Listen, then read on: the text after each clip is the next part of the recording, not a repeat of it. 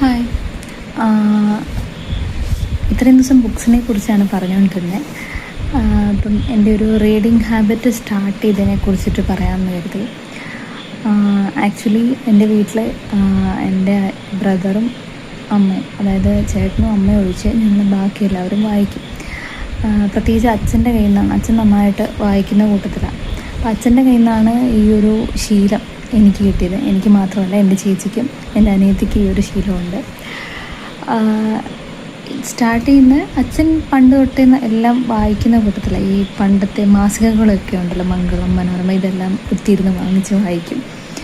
അതിനേക്കാൾ രസകരമായ കാര്യം എന്ന് വെച്ചാൽ, ഞങ്ങളൊക്കെ സ്കൂളിൽ പഠിക്കുന്ന സമയത്ത് സ്കൂളിലെ ബുക്സ് കിട്ടുന്ന സമയത്ത് മലയാളത്തിൻ്റെ ബുക്സ്, മലയാളം ഫസ്റ്റും സെക്കൻഡും ഒക്കെ ഉണ്ടല്ലോ, അപ്പം മലയാളത്തിൻ്റെ ബുക്സ് കിട്ടുന്ന സമയത്ത് എനിക്കിപ്പോഴും ഓർമ്മയുണ്ട്. എൻ്റെയൊക്കെ ബുക്ക് മേടിച്ചുകൊണ്ട് പോയിട്ട് അവിടെ പഴയ വീടിൻ്റെ ജനലരിയിലിരുന്നിട്ട് കുത്തിയിരുന്ന് എല്ലാ പാഠവും വായിച്ച് തീർക്കും. പ്രത്യേകിച്ച് സ്റ്റോറീസ് അച്ഛന് ഭയങ്കര ഇൻട്രസ്റ്റിംഗ് ആയിരുന്നു വായന എന്ന് പറയുന്നത്.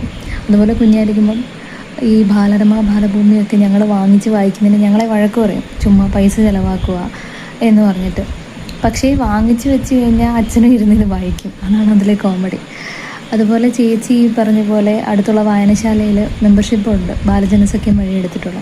അപ്പോൾ ചേച്ചി ഒരു ബുക്സ് എടുത്തുകൊണ്ട് വന്നു കഴിഞ്ഞാൽ ഞങ്ങൾ 4 പേരും വായിച്ചതിന് ശേഷം തിരിച്ച് കൊണ്ടു കൊടുക്കത്തുള്ളൂ. ഇപ്പോഴാണെങ്കിലും ഇപ്പം ആഫ്റ്റർ മാരേജ് ഇവിടെ വന്നാലും എൻ്റെ ഉള്ള ബുക്സ് വെച്ചും വായിക്കും. അവിടെയാണെങ്കിലും ഇപ്പോൾ എൻ്റെ കല്യാണത്തിന് മുമ്പ് ജോലി കിട്ടിയ സമയത്ത് ഞാൻ മന്ത്ലി 1 വെച്ചിട്ടൊരു ബുക്കും വെച്ചിട്ട് വാങ്ങിക്കുമായിരുന്നു. ആ സമയത്താണെങ്കിലും അച്ഛന് ഭയങ്കര ഇതാണ്, ഞാൻ വെച്ച ബുക്സ് ഈ പറഞ്ഞ പോലെ ഞങ്ങൾ 4 പേരും കൂടെ ഷെയർ ചെയ്തിട്ടാണ് വായിക്കുന്നത്. അപ്പം വായന എന്ന് പറയുന്നത് എനിക്ക് കുഞ്ഞിലേ തൊട്ടുള്ള ശീലമാണ്. അന്നൊക്കെ അച്ഛൻ വഴക്ക് പറയുമായിരുന്നു, പഠിക്കേണ്ട സമയത്ത് പഠിക്കണം, ചുമ്മാ കഥ വായിച്ചിരിക്കരുത് എന്ന് പറഞ്ഞ് വഴക്ക് പറയുമായിരുന്നു. പക്ഷേ ഈ പറഞ്ഞ അച്ഛനും അതിൻ്റെ കൂടെ ഇപ്പുറത്തിരുന്ന് വായിക്കുന്ന ഒരാളാണ്. പിന്നെ ഒരു മോശം ശീലം അല്ലാത്തത് കൊണ്ട് അധികം കുറ്റം പറയാറില്ലായിരുന്നു. അപ്പം അങ്ങനെയാണ് വായനയുടെ ലോകത്തോട്ട് ഞാൻ എത്തുന്നത്. സോ വായിച്ചാൽ വളരും, വായിച്ചില്ലെങ്കിൽ വളയും എന്ന് പറയുന്ന പോലെ, കുഞ്ഞുണ്ണി മാഷ് പറഞ്ഞ പോലെ വായനയുടെ ഒരു ആദ്യഘട്ടം വീട്ടിൽ നിന്ന് കിട്ടിയത് കൊണ്ട് അങ്ങനെയാണ് വായനയിലോട്ട് ഇറങ്ങുന്നത്. പിന്നെ ഇത്രയും കാലം കൊണ്ട് വായിക്കുന്നതുകൊണ്ട് വായനയ്ക്ക് നല്ല ഞാൻ അത്യാവശ്യം സ്പീഡിലാണ് വായിച്ചു പോവുക. അത് എനിക്കറിയില്ലായിരുന്നു. എൻ്റെ കൂടെ ഞാൻ വായിക്കുന്ന സ്പീഡ് കണ്ടിട്ട് എൻ്റെ കൂടെ വർക്ക് ചെയ്യുന്നവർ എന്നോട് ചോദിച്ചിട്ടുണ്ട്, നീ ഇത്ര പെട്ടെന്ന് ബുക്ക് ഫിനിഷ് ചെയ്താൽ നിനക്കിതിലെ കാര്യങ്ങളെല്ലാം മനസ്സിലാവുമോ, എന്ത് സ്പീഡിലാണ് വായിച്ചു പോകുന്നത്.